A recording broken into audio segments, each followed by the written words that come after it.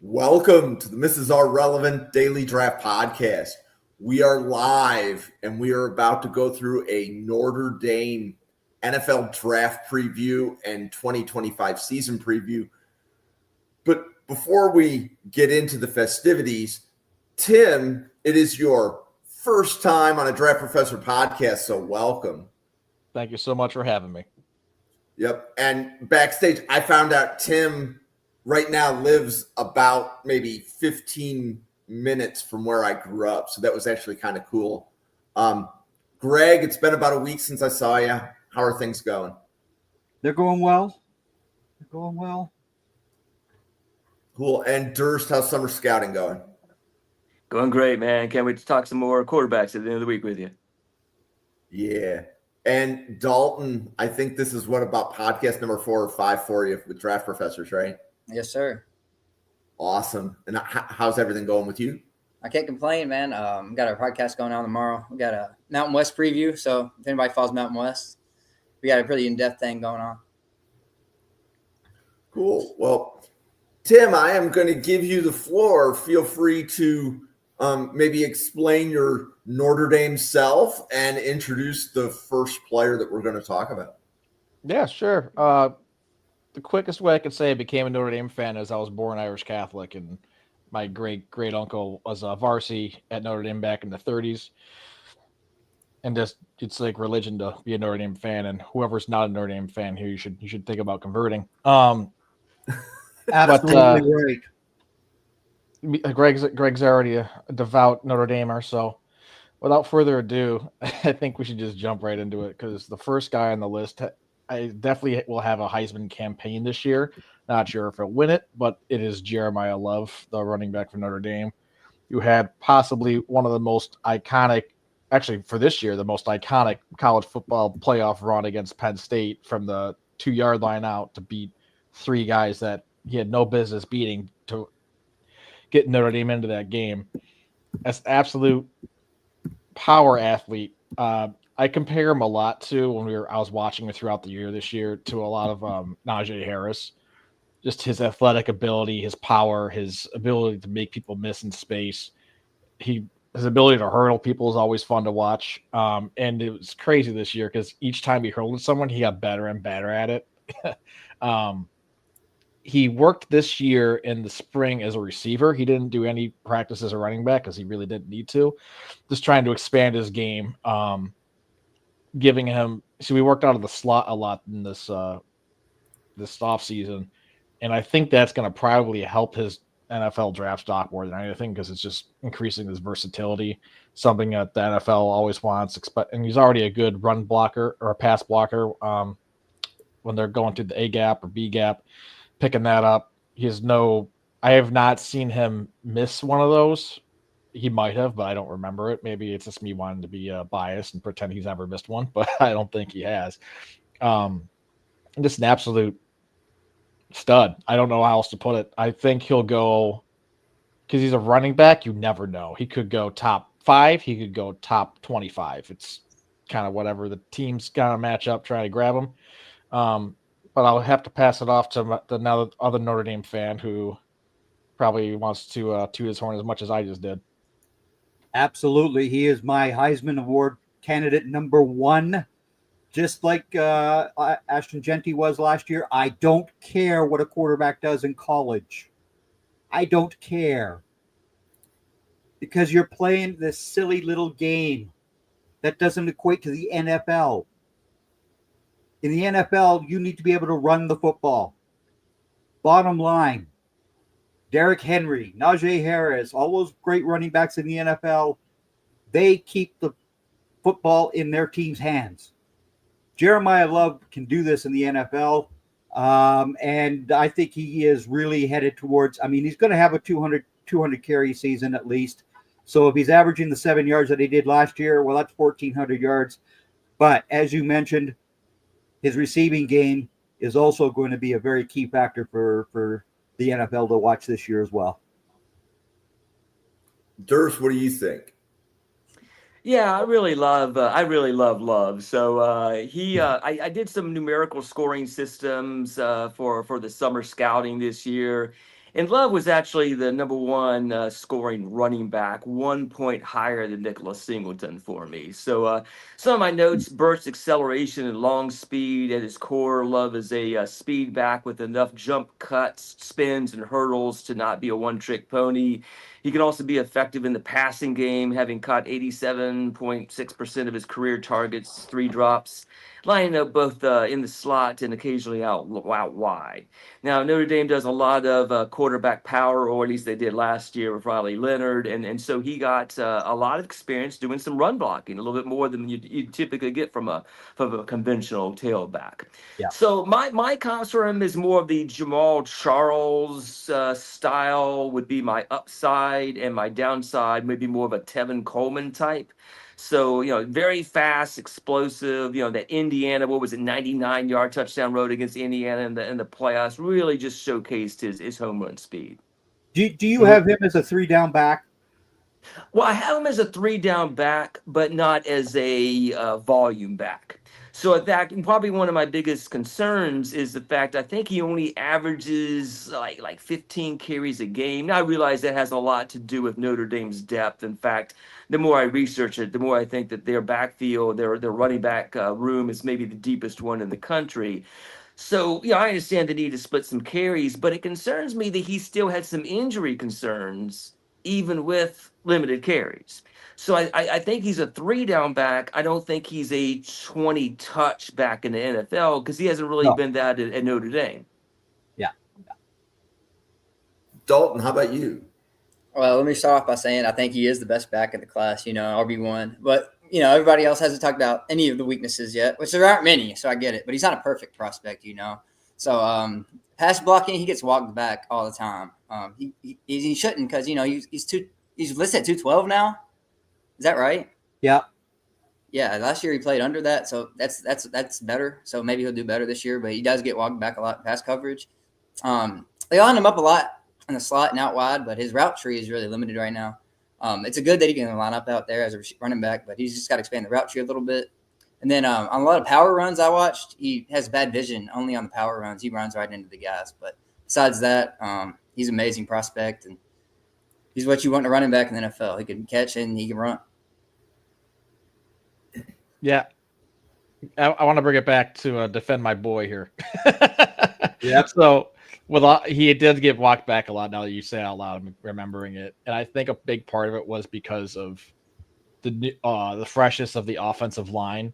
Bingo. There were so many freshmen in that offensive line, especially against the Texas A&M game. I especially remember that.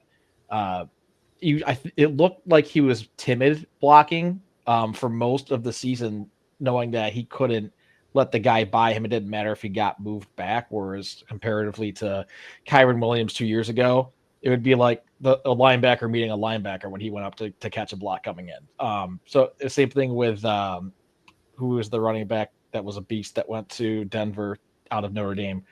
Oh my God. Estime. Audric Estime. I can't believe I forgot his name. Audric Estime was the same way. And I think it's a lot to do with size, like you said, because they're built more for running back style than they are for pass blocking style. And I think that's something that they're just working on. Yeah. And I think it should also be pointed out, I think most running backs that come into the NFL draft, we tend to give them a negative on pass blocking, right? It's more the rarity that pass blocking is a positive when you're entering the draft.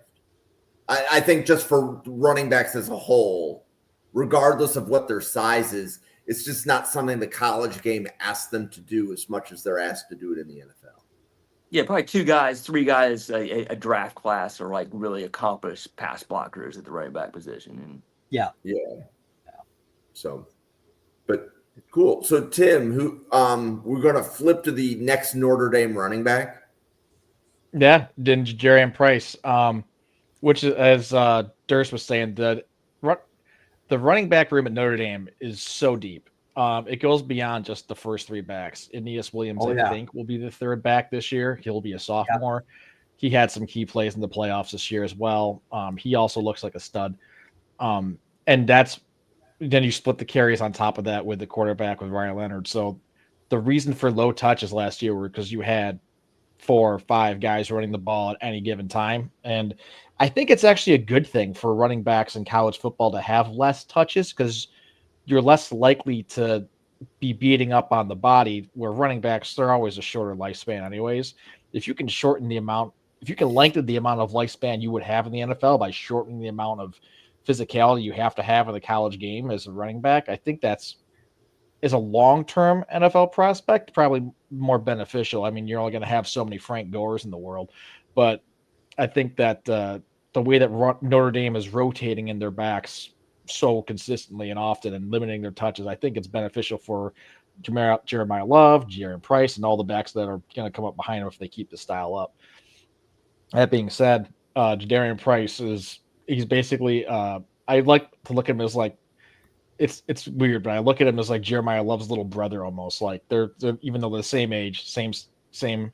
They're both excellent athletes. Jadarian Price, I think, is a little quicker. He's got a little more mobility. He will tend to bounce things outside sometimes more than he should, but when he does make a guy miss, he's gone. It's unless there's another guy right behind it that he didn't see, which is also rare, or a wide receiver misses a stock block downfield. But if he gets out in space, it's very tough to catch him and get him down. He had some crazy explosive runs. And I think if Jeremiah Love wasn't on the team, Jadarian Price might be making these same runs just because of the ability of these guys just to see a lane that might not be there. Sometimes they don't see a lane, and just like Dalton said, they just run into the back of the line and only pick up 1 or 2, and they maybe could have picked up 3 or 4 going a different way. But I think that's just every young running back's going to be doing that at some point. But yeah, he also has it's going to be weird this year comparing Jeremiah Love to Jadarian Price in the passing game, because last year I would say Jadarian Price was a better receiver than Jeremiah Love, but this year because Love has been working out so much, I've seen Love make practice real highlights one-handed at his fingertips going across the middle. I was like, I can't believe that he's doing this on top of everything else he can do. I haven't seen that from Price, so maybe he can do it, maybe he can't, I don't know, but he definitely has the ability. If you give him the ball in space, he like on a screen or a swing pass or any kind of wheel route, if he gets that and he's open, he's going to take it for 20-30 yards. Yeah. Jadarian had a 70-yard rush last year, his longest run of the year. That was a beautiful play. I agree with you, Tim. Because Notre Dame's running back room is so deep, it is tough for Love and or Price to actually get 220, 230 carries. I think Love ends up around 200. He had 163 last year. I think he gets to 200, and Price probably gets to 140 to 150 rushes this year. So we'll see what happens with Jadarian. I've got Jadarian right now as a 5th-round pick. What is the height and weight on Jadarian Price? I don't know that we've said that. Oh, Jadarian is he's 5'11", 202. That's what I got. Yep, same. Yep. And what do you have on Price? Yeah, I mean, I have him as a potential anywhere from 4th to 6th round. So, I know Greg said 5th round, and I'm right there with you. So I have a slashing, quick cutting running back with good but not great vision and contact balance. Slightly undersized, as we've mentioned, wasn't a workhorse in college. And I'm glad to hear about his receiving ability, because one of my concerns was he only has 9 career catches. Yeah. I don't have. I'm not watching the practices and I'm not seeing that kind of stuff. So I had some concerns about, his ability to be a receiving back, which I like to see more receiving chops when you get an undersized guy. An undersized guy, maybe potentially a 3rd down role in the NFL, and then you don't see, a lot of receiving stats. That makes me a little bit nervous. So it's good to hear that, you think he's got the, the hands for it.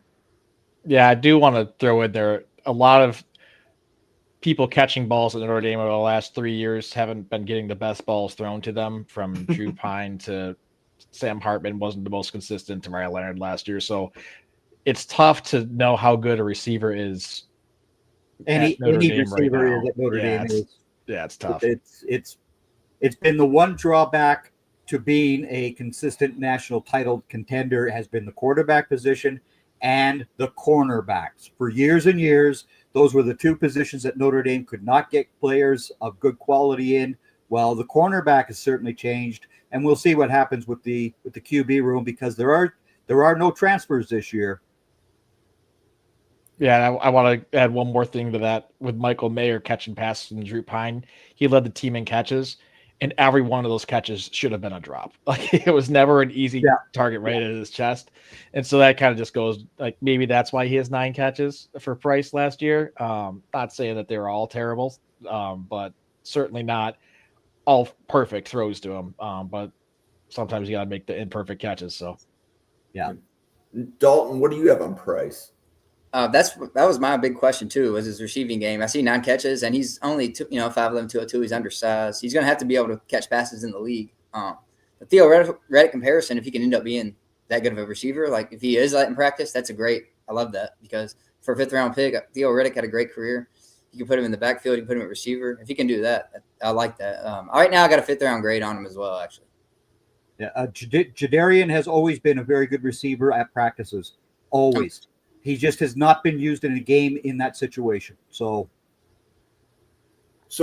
I have a question on both running backs, and Greg, I'm gonna put this question to you.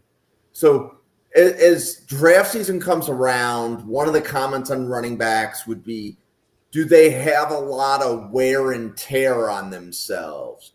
What would be the carry threshold, do you think, like career carries, where that would become a detriment to the running back in the draft cycle, that they were overworked in college? Or overworked might not be the right term, but do you understand the analogy? In most college systems, because the running game is not looked at the way that it is at Notre Dame or at Penn State, because of their locations, basically, I would say that if there was a Notre Dame back that was getting more than 250 carries, I would go, I need to see what's going on physically with that player. But again, with Notre Dame's deep running back room, they're not going to be in that situation, because Aeneas Williams is such a good running back as well, just a sophomore, and he is going to get carries. There's no doubt in my mind. But again, if you look at Ashton Jeanty last year and his 300 and some odd carries, that was scary. But Ashton Jeanty was doing that to try to win the Heisman. Right. So I was going to. Jeremiah Love doesn't need that type of numbers of carries in order to be the best player in the country this year. He doesn't. Right.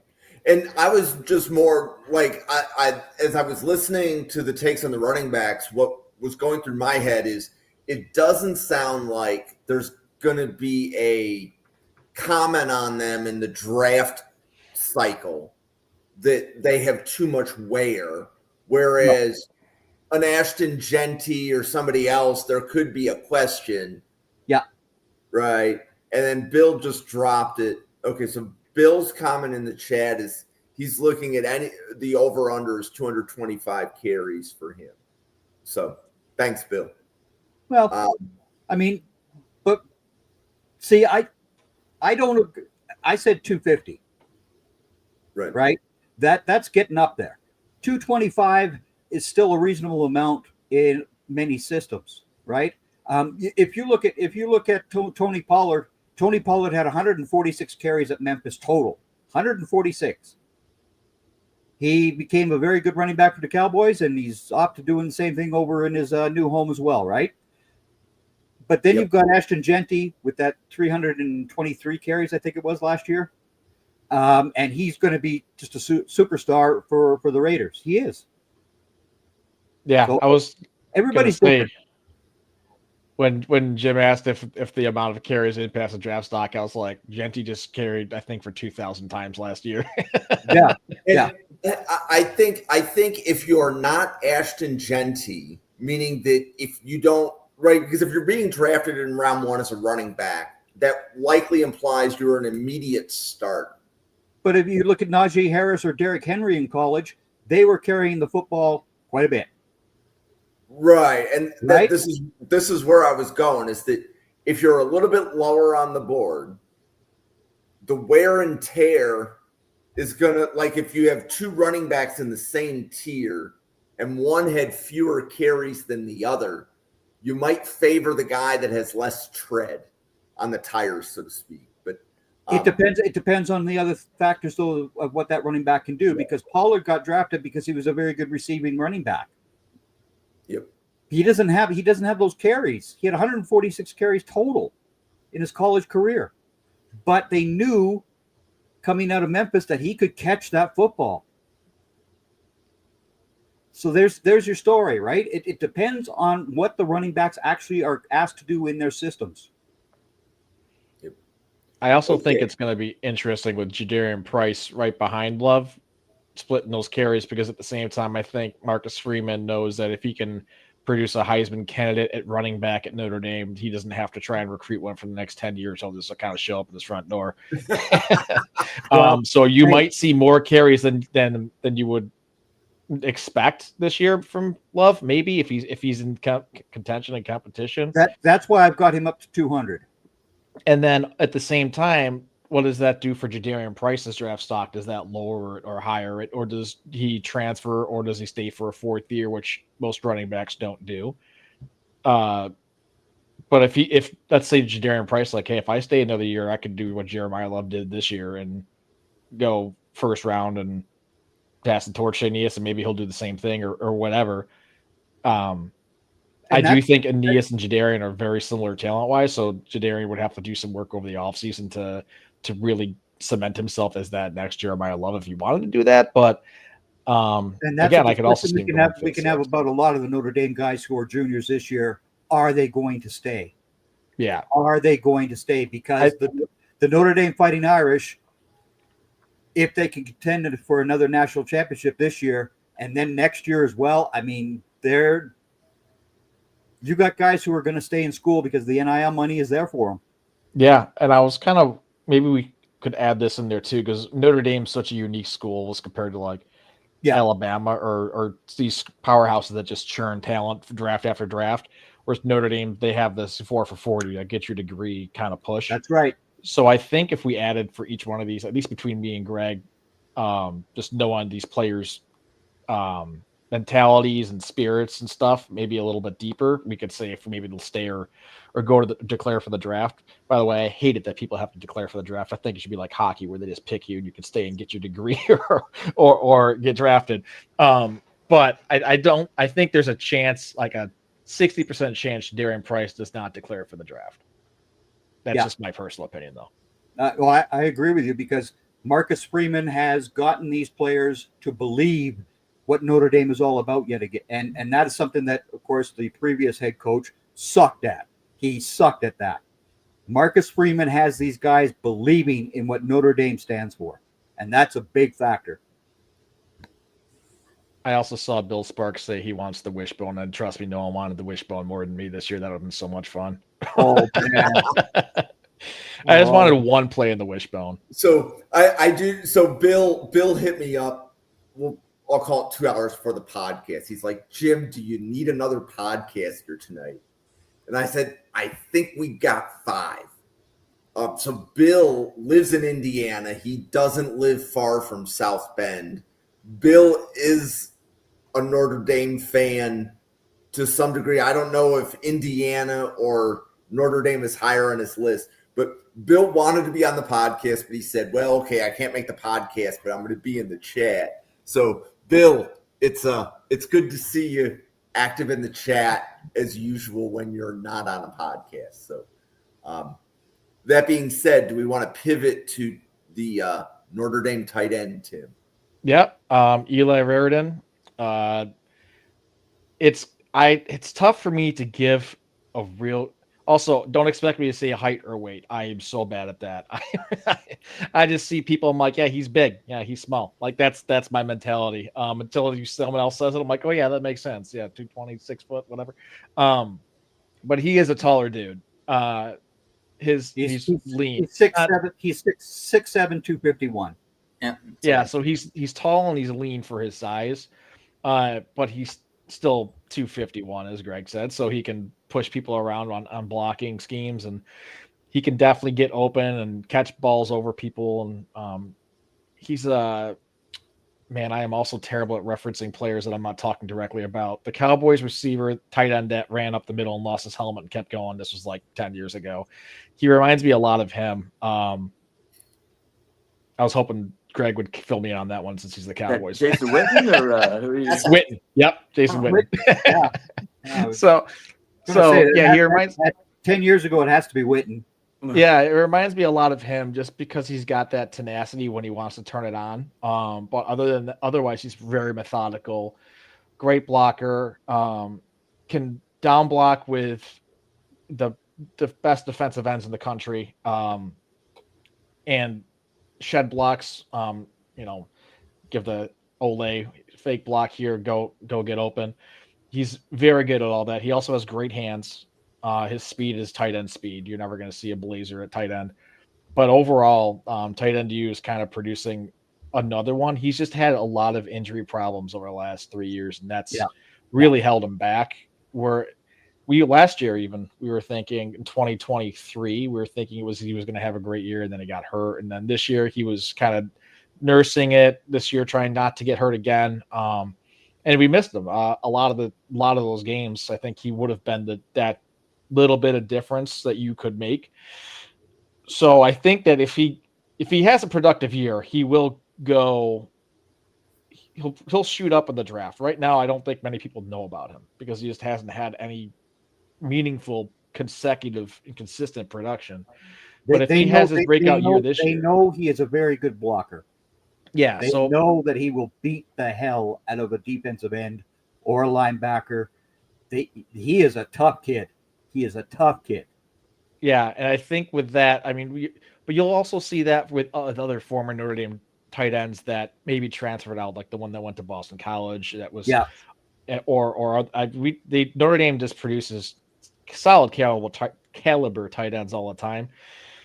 But it's just if you don't see the production as an NFL GM, are you going to take him? If let's say Eli Raridon's missing this whole season again, what do you do? Yeah. So it's entirely dependent on what you see out of him as production wise, as far as talent wise goes. I think he could be like a 3rd round draft pick on a low end if he does the bare minimum and just shows what he can do. If he goes all out, I think he could go early 3rd, maybe late 2nd. I don't think he'll go much higher than that just because the other production years aren't there and there's not enough tape on him to show it. Yeah. But I could also see him going 5th round, even if he has that same year. So it's going to be dependent on production. Yeah. So Dalton, what do you have on Eli Raridon, the tight end from Notre Dame? Well, right now I got him as a day 3 guy. It seems like every positive is a negative for him. Like he has enough burst sometimes to get downfield to pass the 2nd level defenders, but once he does, he looks so uncomfortable. Like he doesn't know what to do. So if you can beat him, it doesn't matter if you're uncomfortable. The 2 ACL tears, that's huge. Yeah, you never like to see that. It's good he's back playing, but you got to prove he can stay on the field. His lower half needs to add a lot of mass to that. And yards after catch, not great there. So there's positives. His route tree, I like he has really sharp cuts in his routes. I think he can really expand that. Intermediate routes and everything else. I think he can be better at that. And then obviously, like they said, blocker. He can day 1 NFL. He can be a run blocker. Yeah, I want to add to the yak that Dalton mentioned because if he gets yak, it's not because he's making a guy miss; it's because he's dragging a guy the extra 2 or 3 yards. It's just he is very awkward after he catches the ball. He won't make you miss. No, never. Yeah. So did Mark Bavaro go to Notre Dame? No. Bavaro? Yeah. I'm gonna go look that one up. But like I'm looking, I know Dalton that Bavaro probably retired before you were before my time. Yeah, I mean I know Tyler. Same Archer, here. You know Tyler Archer, good. But Durs, what do you have on Eli Raridon? Yeah, but Bavaro was fighting Irish back in '80, early '80s. Yep. Yeah. So as soon as you were talking about dragging somebody, I immediately. Bavaro is my favorite tight end of all time.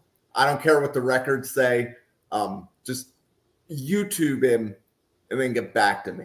That's why I was thinking Witten too. That Bavaro was before my time, so Witten was the next best, closest thing I can compare to just dragging a dude on the field without a helmet on. Well, yeah. My favorite tight end, though, is Dave Casper, who is also a Fighting Irish tight end. So,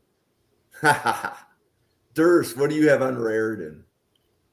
Yeah, so he was actually the fifth rate, a consensus number 5 tight end in his high school class, and some services, I think 247 Sports, have him as the number 2 tight end and high school tight end in the nation. But he tore his ACL, and I think it was 2022. It's had some setbacks that extended into 2023. And then, so he's just never really been a productive guy. I think he's got like 100 yards, like combined for his entire, 3-year career. So, Yeah. now, again, I agree with the guys that says he's, he's got potential. He's a good blocker. I saw some plays where he's just taking guys to the ground, blocking them, and so he's a tall guy with, good hands. He can, like I said, drag some people. So I do think he's a draftable tight end, and how high might depend on this season and whether or not he really gets the production that would put him in the upper echelon. So the tight end last year, I think that I just blacked out, but he I think he was a 5th rounder last year. Yeah. What was his name again? I just blacked out. Yeah, Mitchell. Evans. Mitchell Evans. Yeah. Okay. Yeah. So that's kind of my take on him. I'm kind of in a wait and see, but day 3 with the potential to get into the day 2 conversation. And Greg, anything to add? no, I'm good.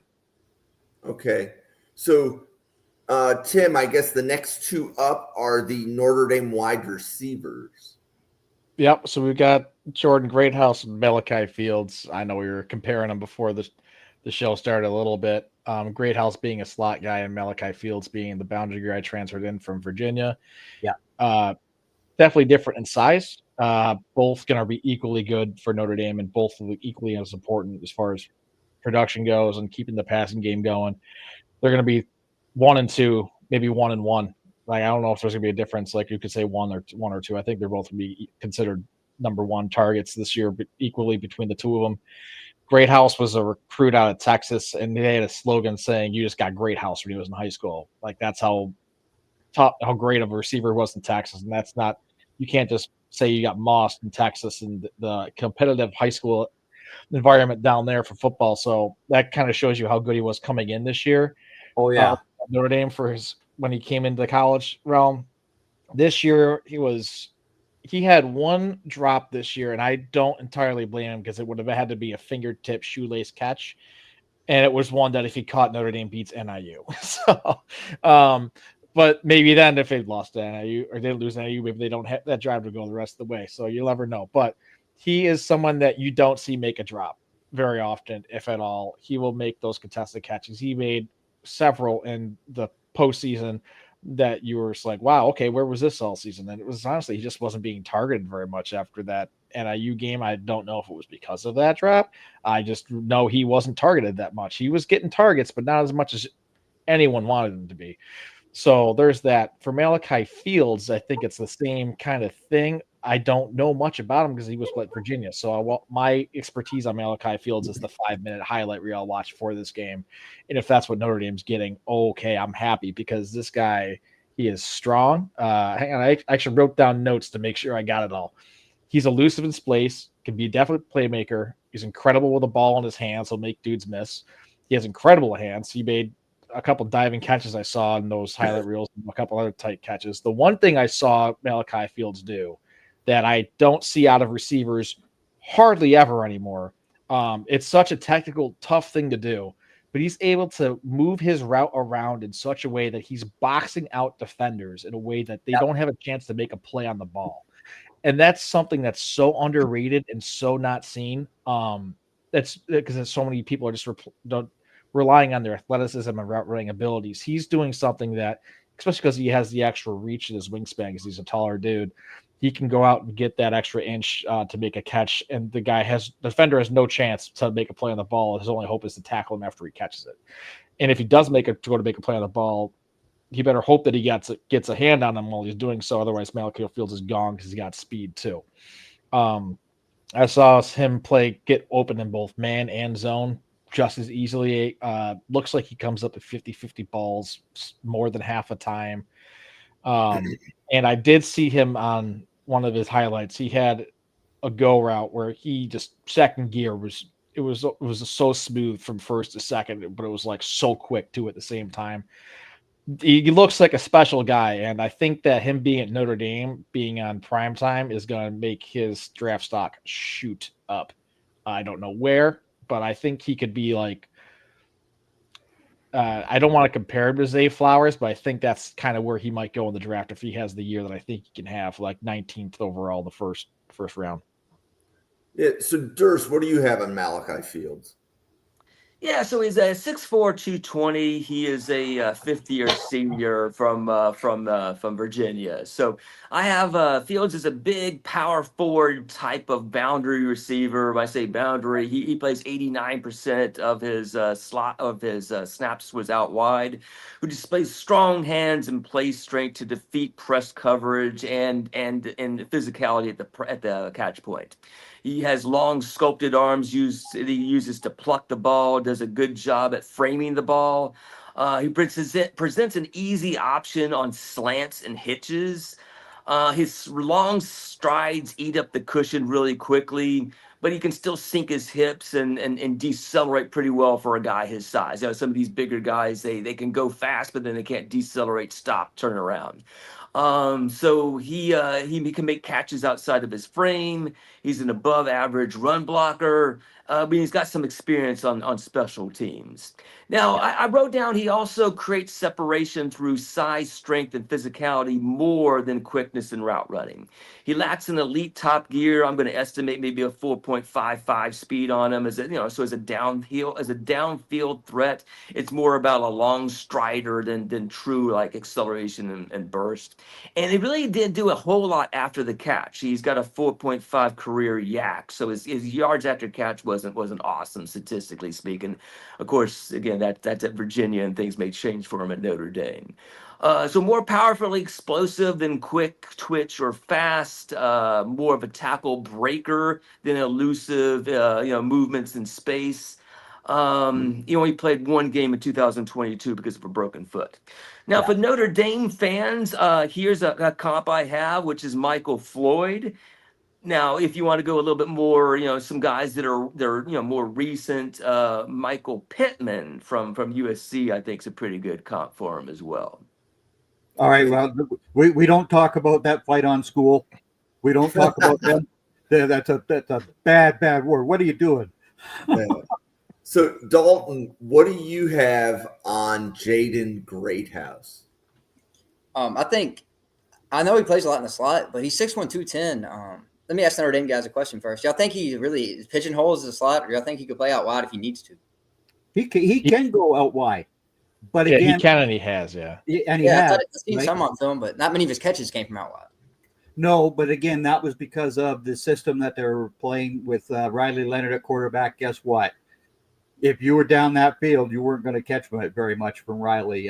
He was horrible at finding receivers, especially in the middle area of the field, in middle distance as well. But Greathouse is a very good slot receiver to start out his career with. He will get some boundary opportunities with Malachi because, again, Notre Dame's wide receiver crew is pretty deep yet again. This is the thing you're going to keep hearing is they're deep. So how many opportunities does each guy end up getting? We'll see. Yeah, so I was just wondering. I thought, like I said, I've seen him on film, but Riley Leonard, that's a lot of it. You're right. So I got, like he said, 2.8% drop rate in his career. So if you throw it in his area and it hits his hands, he's going to catch it, unless it's like he said, fingertips. You call that a drop? I mean, that wasn't really a drop. Great contested catches, especially for being 6'1". Just throw it up to him. He'll probably come down with it. Really good route runner already, pretty polished there. Man coverage, he creates great separation, and a lot of that's just off his pure routes running. His route running is great. Playoffs, he's so clutch. It seemed like every big play it seemed like Notre Dame had was Jaden Greathouse. As a neutral fan, it seemed like every big play was hit him. So uses good use of hands to create separation at the catch point. We're fighting downfield 50-50. Last second, he'll throw him off and make the catch. So I really like his game, man. The only thing he really needs to get better at is his long speed a little bit. And if he's pressed his line of scrimmage, he can get redirected pretty easy.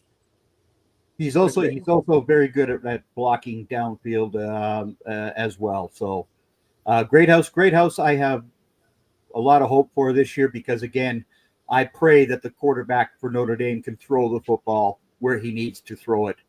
We didn't see very much of that the last 3 years, as Tim mentioned. This year, I pray that the Fighting Irish have a much better passer.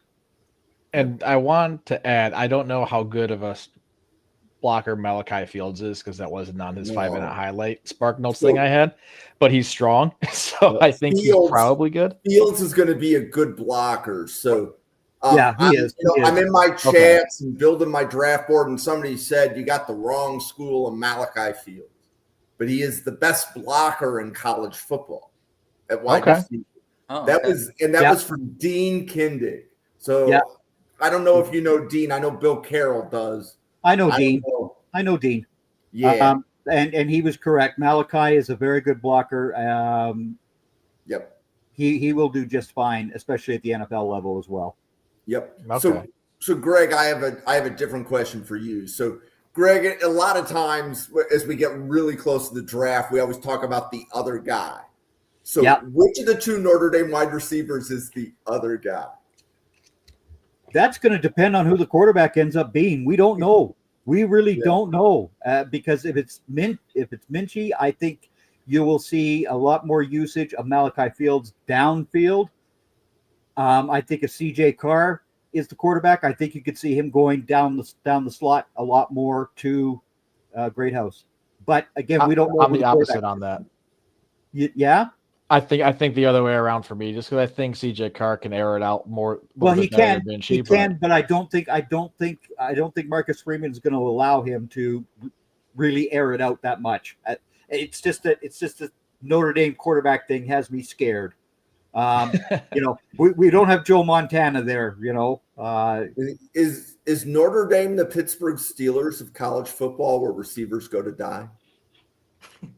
Not really. I'm glad that made you laugh. Not really. There was Tim Brown and there's been many good receivers there. It's been the quarterbacks who have sucked at Notre Dame. Yeah, Tony Rice was the one throwing to Tim Brown. I think he got his more touches that year at running back than he did at wide receiver. But okay. So Notre Dame has 3 offensive linemen on the draft board. I'm going to say their names so anybody listening to the podcast knows if you're building a draft board, you should have them. That would be guard Billy Schrauth, offensive tackle Charles Jagusah, and guard Aamil Wagner. So all 3 of those guys were starters, Tim? Yes. Well, Jagusah was not last year until the national championship game because he tore his pec in spring last season. So him getting hurt, or was it the spring or was it late and early in the fall? It was early in the fall. Okay, yeah. He tore his pec before the season started, and that's why you had a freshman starting at left tackle there against A&M. And they shuffled everything around. And that's why you saw 3 linemen transfer out of Notre Dame this year that all started games last year, because these 3 guys are going to be there this year, and you only have 5 spots. So with Jagusah, let's focus on him because I think he was and is the best lineman that Notre Dame has right now for this draft class. He just missed a year of production is all, but then you saw him in the national championship game. It's like, he looks like he's been playing all year. So, and he was playing on the other side of the field he was playing right guard, where he's going to be this year as well, compared to last year when he was supposed to be our starting left tackle. So, Greg, from a draft standpoint, which of the 3 offensive linemen do you have highest? Of the 3, I would probably have to say I've got Wagner as the highest guy right now. Schrauth and Yasuga, I really think that they come back next year. I really do. Because Yasuga, especially because he lost that year. He really did. And if he wants to move out and become a left tackle like he really plans on being, he may actually transfer out. He might. Dalton, how about you? Which of the 3 linemen do you have rated highest right now? Well, right now I have Wagner. I got a 3rd to 4th round right now. But on Jagusah, I seen he ran a 4.95, and he's 330. He is fast. He's fast. That's insane. Yeah. I read that, and I was like, okay, he has the most potential if we talking potential. But right now it's Wagner just because he has more game film. You know, it's all about film. He has great film, and he's great laterally. Pass protection is great. He just needs to put on some pounds, 6'6", 293. If he can get to 310 for this draft cycle, he might be able to go 2nd round. Durst, how about you? Which of the 3 linemen do you have rated highest right now?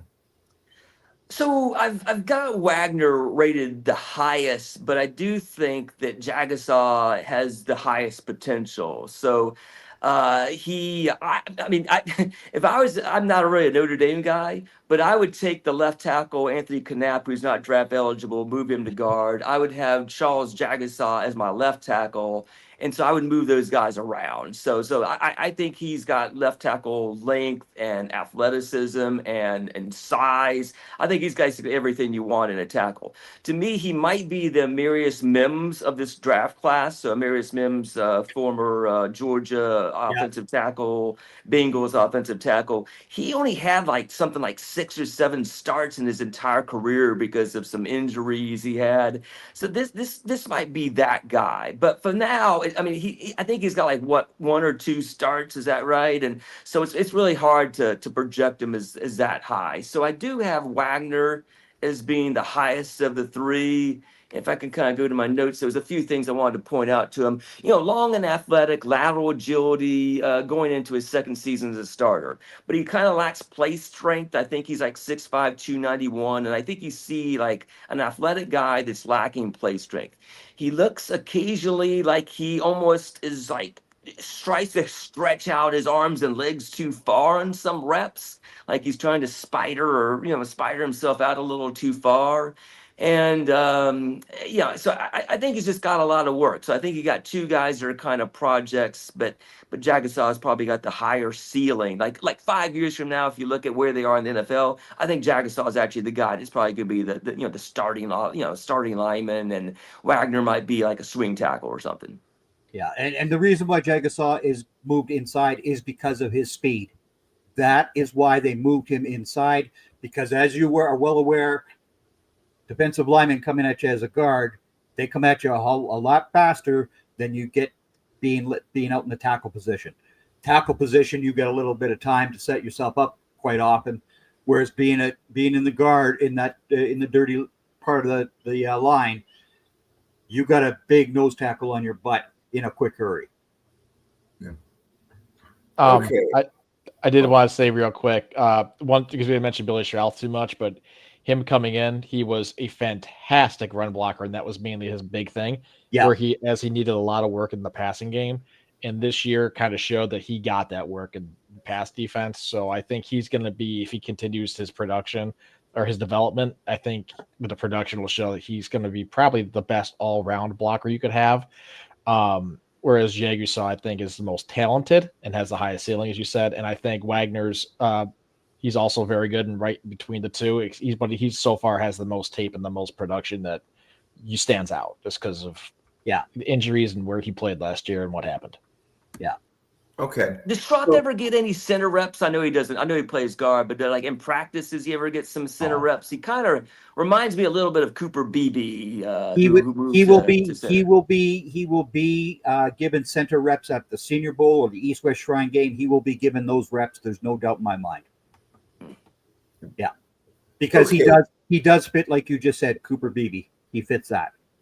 So we've just spent 50 minutes covering the Notre Dame offense. We still have half of their draft eligible players to go. Going all night. Defense. So Notre Dame has 3 defensive linemen on the draft board right now. Defensive lineman Brenan, Vernon, defensive lineman Gabriel, Rubio, an edge Boubacar Traore. Hopefully, I did that last name justice. You were close. It's Traore. The E Traore, is yeah. Hardy, Traore. yeah. So Durst, of those three linemen, who's highest on your board right now? I ended up doing a board, and then I fell in love with Boubacar Traore. So he was one of my last watch because he's another guy that was injured. But I fell in love with his long arm. He's got the ability to kind of dip and rip and stuff. I think he might have the highest ceiling, at least of the guys that are draft eligible. A growing theme with Notre Dame is like 4 of their top guys are true sophomores, and so Bryce Young's my favorite defensive lineman on that line. But Boubacar Traore, I think he's now my close second. So first of all, I had Junior, and I can't even get this guy's name right, Chuamaka Hala or something like that. I really liked him because he played. He got a lot of the reps at the end of the season, so he's the one that kind of got my attention during the playoffs.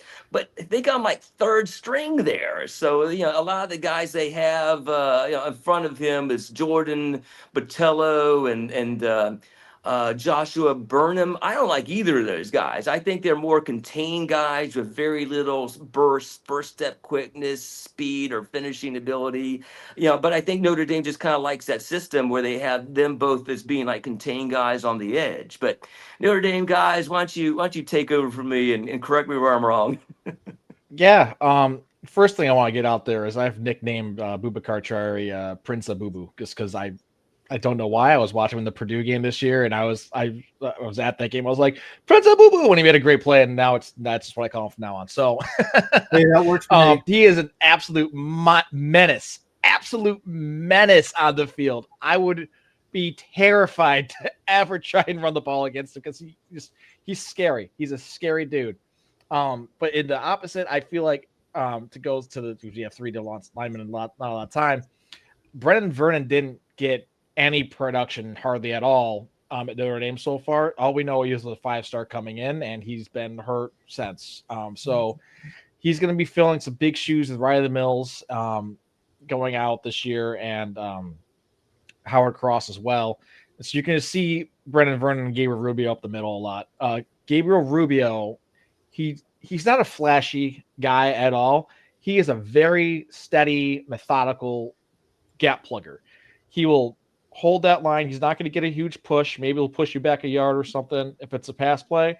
And then when the quarterback goes to move or break the pocket, he's going to steadily pursue them and make a tackle at most 2-3 yards down the field, unless it's an absolute gasser as a quarterback. If not, he'll put his big paws up and block a pass. If the running back is not going to his gap, he'll stay gap disciplined and then steady pursue out, and he'll do the same thing, get a tackle 3 or 4 yards down the field. And if they run right at him, he's just going to bear hug him. He's a very, very consistent defensive lineman. Okay, and Dalton, which of those 3 defensive linemen do you have ranked highest? I have nothing on Vernon, right? I looked him up, and it's big recruit, but he hasn't played at all, so I have nothing on him. I like Traore, though, as well. Rubio is like a 7th rounder to me, fringe guy. There's a lot of guys like him in college. Hold their point of ground. Can't really rush the passer, But I like Traore. His motor is great, excellent. He won't stop on a play ever. He has good flexibility, rushing the edge, and his closing speed is really good. Backside pursuit in the run game shows that a lot. Has a lot of chase down tackles. And he can drop in coverage even a little bit with his athleticism. So I like Traore, maybe 5th round right now, but he can move up a little bit if he improves his pass rush a little bit. Right now, he just has a spin move to go to. His spin move is great, but he just needs a counter right now. And Greg, how do you triage the 3 Notre Dame defensive linemen from a draft perspective? From a draft perspective, I would agree with what the others have said with the number 1 guy. Vernon, I really don't know if he's going to end up being a NFL guy or not. He could very well end up going to the UFL. Rubio, I love Rubio. He just stands his ground and he will fight. That's a guy that, see, I don't care if a DT doesn't go after the quarterback. I don't care. I want a guy who can handle being blocked by 2 guys, and he holds his ground. That's what I care about. I don't care if a DT gets me the sack. I really don't. I want somebody there who can hold that ground. And Rubio does that very nicely. Again, I've got Rubio going late 6, early 7. Okay, and we have 5 players left. 2 linebackers, Jaden Osberry and Drayk Bowen. Can you spell Osberry for me, please, Jim? Say that again, please. Can you spell Osberry, please? Because Is it's not the Osberry that you kept using in your tweets. It's AUS. AUS. Thank you. Okay, I appreciate the spelling correction. So, of those 2 linebackers and safety, Aiden, Shuler, Dalton, which of those 3 do you have highest? Aiden, Shuler, Drayk Bowen, Jaden Osberry. When I started watching the film, I didn't expect to be so high on Drayk Bowen at all. But the more I watched him, the more I was like, wow, this guy reminds me a lot of Zach Bond. He can do everything. Hard hitter. I mean, he'll rock you. His closing speed is great. His processing speed is great. Motor is great. That's what you want in a linebacker. He's a great chasing tackle linebacker. He rarely misses. If you want to play him on the edge, you can. Just needs a little bit more pass rushing moves. But I really like Bowen. I got him round 3 right now. You could round 3 to 4, but I really like him. And I like Osberry too. I just think he needs to gain some more strength. But Drayk Bowen, man, he just reminds me a lot of Zach Bond and all them new school linebackers. And Durst, how about you? So which ones were we? It was Bowen and then the safety. So I said Bowen, Osberry, and Shuler. Yeah, so the thing about Shuler is, I mean, he is a redshirt sophomore, and I know there's a lot of hype about him, and it's going to be interesting to see. I'm interested if the Notre Dame guys would comment on this. But so we got a new defensive coordinator, Chris Ash, and he was a former defensive backs and former safety coach in the NFL. So I'm kind of interesting to see what he's going to do differently for if his influence would change the draft prospects of some of these guys, including Shuler. So I don't, I'm not too sure what to say about him because right now he's a redshirt sophomore. He's got a lot of talent. He's very versatile. He's got a lot of speed and athleticism. But I'm kind of assuming that he wouldn't. You just don't get a lot of redshirt sophomores leaving at the safety position. So Drayk Bowen, a good, versatile, all-around middle linebacker, a consistent tackler. He's got a 6.3% career missed tackle rate, very low. He's excellent at the lost art of taking on blocks. You see a lot of linebackers nowadays, they're running around blocks and trying to avoid it. And he can take on the blocks. He can punish the guards trying to pull at him. But he's a little bit of an old school Big Ten type, middle linebacker with, I would say, questionable athleticism. Again, some of the Notre Dame guys on this podcast might be able to, to question or might be able to answer a little bit what we think he's going to do at maybe NFL combine types of drills. But I have him more of like a 5th round, like Josie Jewell kind of guy. Go ahead, Tim. I was going to say, I didn't now want to call it out, but you also spelled it Don Shuler wrong since Greg said something about Jaden Osberry.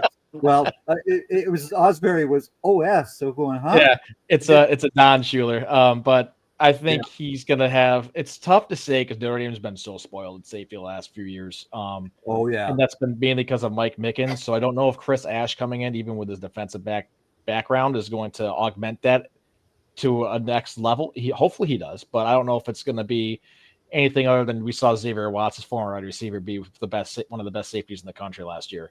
So I'm hoping that Don Shuler can follow suit, do the same thing. Jaden Osberry, he can read a play before it happens.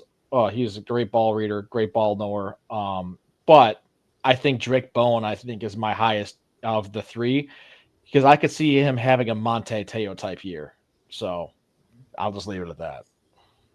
I agree with you that Bowen is going to be he will leave for the NFL. There's no doubt about it. The other linebacker that I see going to the NFL though is Jalen Sneed, much more than I see Osberry leaving as a redshirt sophomore. Sneed is 6'3", 232, and he's very capable as well. So That's who I have going. Would be the Bowen and Snead combination. Okay. Yeah, I think it also depends on how much, because again, deep at linebacker, Oh, if Snead sees the ball every snap, I think Yeah. he'll see the snaps more than Osberry. So Yeah. probably, I think I agree with you there. Okay. Well, we've saved the best for last, but before we go to the last two players, let's pause for a quick commercial. Dalton, you want to introduce yourself to the Draft Professor audience and let them know about Home Squad Sports and everything else that you do? Yeah, we're Home Squad Sports. We just focus on college football and NFL, recruiting, draft, everything, game week, all that. Got to follow us on Twitter, Instagram, everything. We podcast every week, once during the off season and twice during the season. And if anybody from Draft Professors want to join on one night, let me know. And it'd be awesome to have somebody on. Awesome. Durst.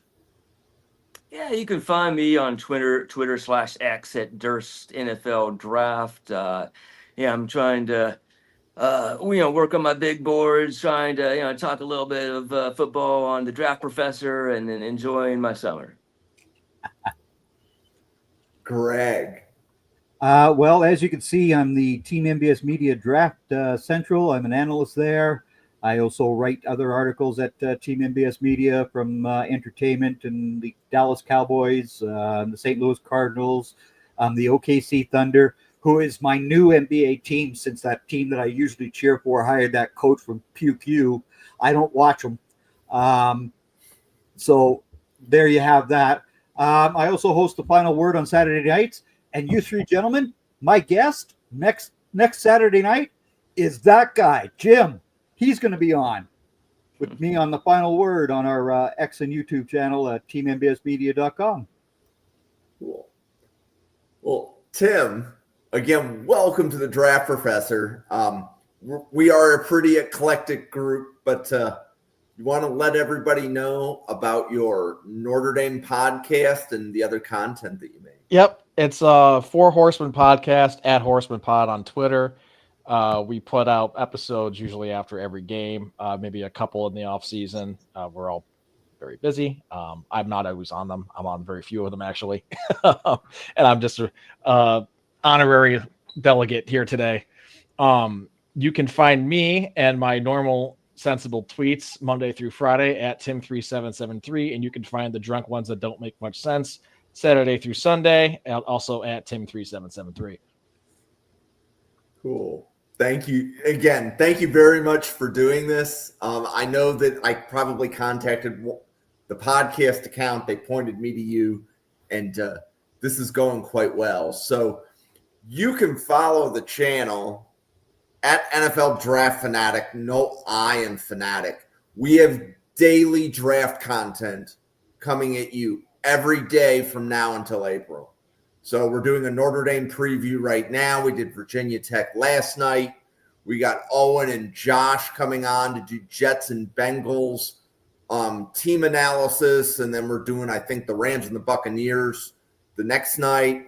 Durst is going to be doing quarterbacks with us on Fridays. And there's daily draft content. The best way to do it and the best thank you can give is to hit that subscribe on YouTube. And the like button. Yeah. And you'll be notified of every time that we go live. So we go live at least once a day. But that being said, we left two really good Notre Dame players for the end. And Tim, I'm going to let you kick this off, and you can cover whichever corner you want to cover first.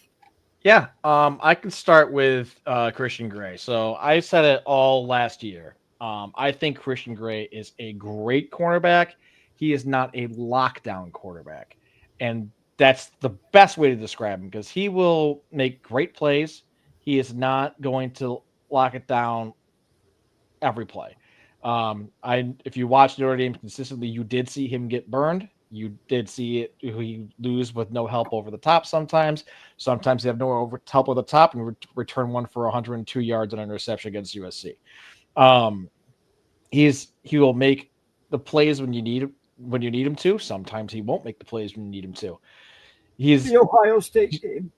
Yeah, he's just a great player. He's just not locked down. That's the best way to describe Yeah. him. Devonta Smith, I didn't watch him as much as I would have liked to last year because I was at most of these Notre Dame games, so I didn't watch the cathedral of television like I normally do when I'm watching from home. But from what I did see, I saw he is super strong. He will fight off blocks to make a tackle, even in open space. He could be one blocker, one running back. He'll fight the blocker off with no help and make the tackle. It's pretty incredible. He's super ball smart. He can foresee how a play goes before it unfolds. The one thing that I think he could get better at is his positioning on pass coverage, but he's so athletic and quick, he doesn't really need to worry about that at this point in time. He just can reach out and knock the ball down and make a play and get a PBU regardless.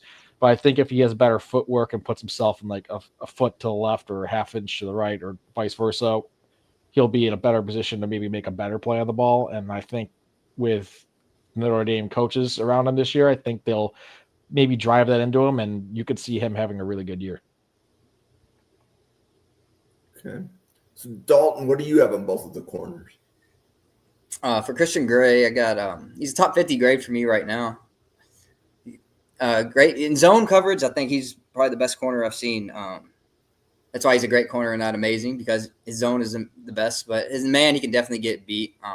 He's got questions about his deep speed, top end speed, inconsistent getting off blockers, and his back pedal right now it seems like it's really high, and it gets sloppy sometimes, which is why he struggles in man, I think. But in zone, it's hard to beat him in zone. He has a great breaking ability when he breaks on the ball. He distinguishes routes very well. He knows what's coming. He can read them. So I really like Christian Gray, second rounder right now. And Devonta Smith, I don't have too much on Devonta, actually. I mean, I watched him at Bama. He came from Bama, right? Yep. Yeah. So I'm a big SEC guy, so I watched him a lot there. And he's, like you said, very strong. But I haven't seen him much. I don't got much on Devonta. But Christian Gray, man, I like him and Leonard Moore together. Good luck throwing on Notre Dame this year. Yeah. Durst, you covered Devonta Smith when you and I podcasted before, right? Yeah, I gave my top 5 slot defender nickel backs, and he made my list. So he's an Alabama transfer, 5'11", 192. Basically didn't really play much until his 4th season. I have him as has the footwork, hip fluidity, and quickness to defend inside and outside releases. Smith has shown the versatility to line up in press man coverage against slot receivers, which you don't always get that a lot. You don't always get slot guys sometimes will play really far off, so he'll actually, be able to get in your face as a press slot defender. He's good at pattern matching and will occasionally retreat into a deep zone. He's physical when dealing with screens, and he won't be a liability for you against the run. Now he's, he is a slot only guy. He's got like 9 career snaps as an outside corner, and he's not a big guy. So he's not one of these guys that's going to be able to hold up in terms of being like a box defender or, being like a dime backer or anything like that for you. He's only got 2 pass breakups in his career with 0 interceptions and no forced fumbles. So for those that really like ball production, this may not be your cup of tea unless he turns it on with Chris Ash and the Notre Dame, defensive backfield this year. I have for a comp for him, I have Jordan Lewis. Although there's a few guys, I think Elijah Molden, Jordan Lewis, and maybe Javon Bullard are some guys that have recently come out that have been primarily nickel backs with maybe some safety versatility. Yeah. So, Greg, you want to give us a big finish on the 2 Notre Dame corners? Christian Gray, I have he's going to be a second-round pick at this point. He could move up. He could move up this year to be in a first-round corner. We'll see. Devonta Smith, as Durst basically just said, and as well as what Tim said, he will attack you when you're running that football. He will attack, which is something that I love out of a corner. I don't like a corner to sit back and pretend that they're all Deion Sanders. No. None of this lay. Yeah, I mean, you guys out there who see these guys who just don't tackle, I hate that. And Devonta Smith will tackle you. He will hit you. I've got Smith going probably in like the early day 3, later day 3. We'll see. But Christian Gray, I think he's just fantastic. As Tim said, he's not a lockdown corner, though. He will be a very good zone corner in the NFL.